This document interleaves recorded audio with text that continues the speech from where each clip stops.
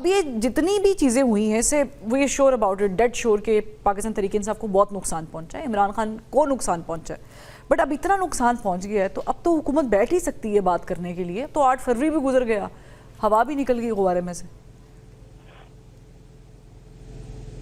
دیکھیں مروت صاحب بہت سی باتیں حقیقت اور سچائی پہ مبنی کرتے ہیں اور مجھے اچھے لگتے ہیں.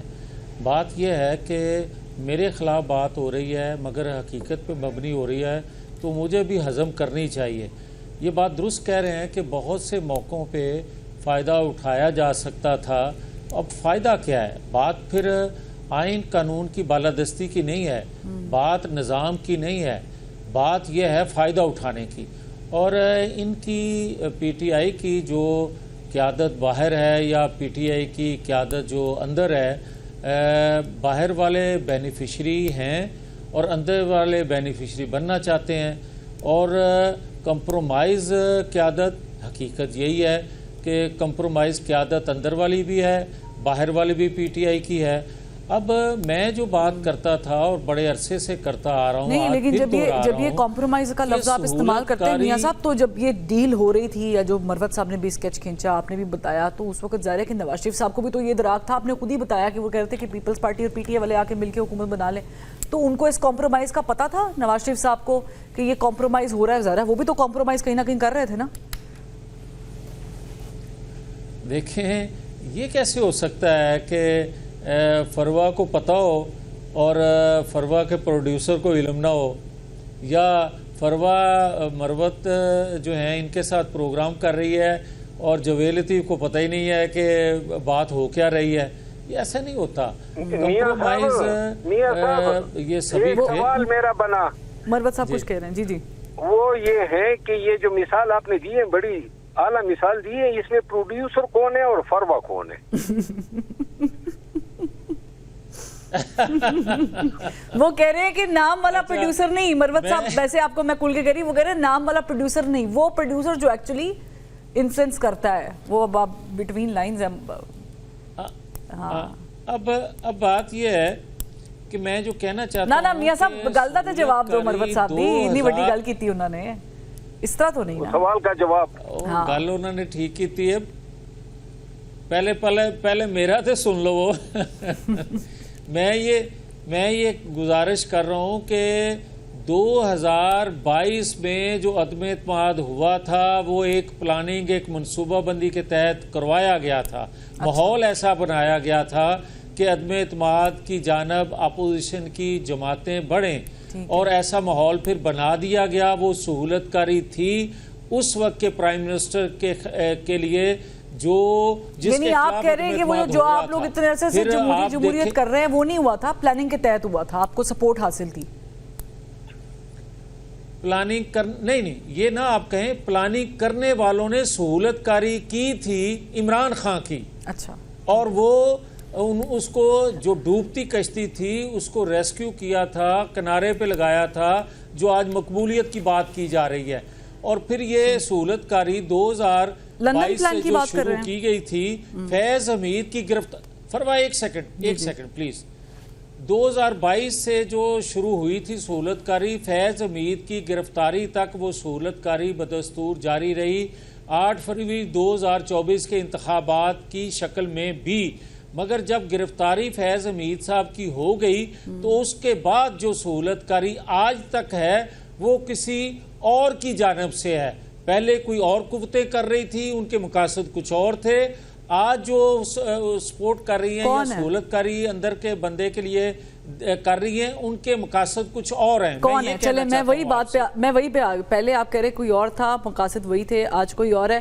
تو پھر یہ مروت صاحب والی بات کا بھی ساتھ ہی میں جواب دے دوں, پروڈیوسر کون ہے؟ تب بھی وہی تھا نا. پروڈیوسر تو پھر آپ سب کو پتہ ہے, میں تو 8 مہینے آف ایئر رہا ہوں, مجھے اور مزید نہ تنگ کریں. میں تو آپ سے یہی گزارش کر سکتا ہوں. ٹھیک ہے, چلے جو آج والے ہیں تو ان کے ٹارگیٹس اچیو ہو گئے.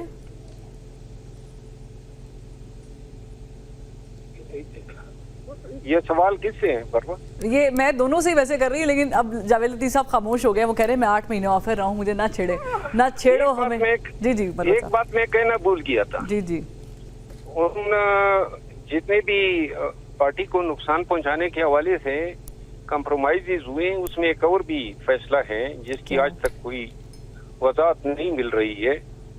वो ये कि जब इलेक्शन, इंट्रा पार्टी इलेक्शन के बाद शेरहानी साहब का ऑप्शन भी खत्म हो गया और इसके बाद बैट्समैन ने भी अपना चमत्कार दिखा दिया, तो इसके बाद भी एक ऑप्शन था, वो ये था कि किसी ऐसे पार्टी को ज्वाइन करे जो पार्लिमानी भी हो, यानी इलेक्शन कमीशन के साथ रजिस्टर्ड भी हो, जिसने इलेक्शन भी कंटेस्ट की हो और जिसने कोई लिस्ट भी दी हो। ठीक। तो वादतुल मुस्लिमीन नाम से एक पार्टी आई जिसके साथ खान ने को ऐड दिया, और चूंकि अली तशी की पार्टी थी, हाँ जी, हाँ तो जी, इसको जवाब MWM बना के पार्टी के अकाबिरीन को धमकी अमेज मैसेजेस आना शुरू हुए। वो धमकी अमेज मैसेजेस मुझे भी आए थे, और यूं जो है आने वाले वक्त में जो हमें रिजर्व सीटें मिलनी थी उसका भी गला घूंटा गया, और इसी को जवाब बना के फिर हम साहबजादा साहब की तरफ चले गए थे। तो ये वो हालात थे कि जिसने पार्टी को इंतहाई नाकाबिले तलाफी नुकसानात से दो चार किया, और आज तक मजे की बात ये है कि इनमें से किसी एक का भी एहतसाब नहीं हुआ है, किसी एक बात पे कोई और वो इंक्वायरी अभी भी नहीं मौजूद हुई है पार्टी में, जो चला रहे हैं, फैसले कर रहे हैं। ये तकरीबन वही लोग हैं बदस्तूर जो फैसले कर रहे हैं, जो 8 फरवरी को कर रहे थे या 9 फरवरी को कर रहे थे। तो वो इसका मतलब है वो तो बड़े ताकतवर हैं, जैसे जावेद लतीफ़ साहब ने कहा, आप भी कहते हैं कॉम्प्रोमाइज्ड हैं, मिले हुए हैं, विकेट की दोनों तरफ खेल रहे हैं।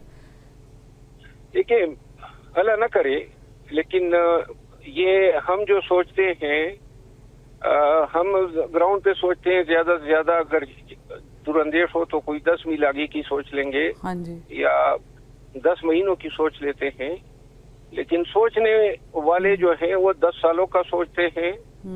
और उनकी सोच जो है ना, मैंने काफी दफा इस पे सोचा है, जो डिजाइनिंग होती है, जो प्लानिंग होती है, उसकी दाद देनी जरूर चाहिए।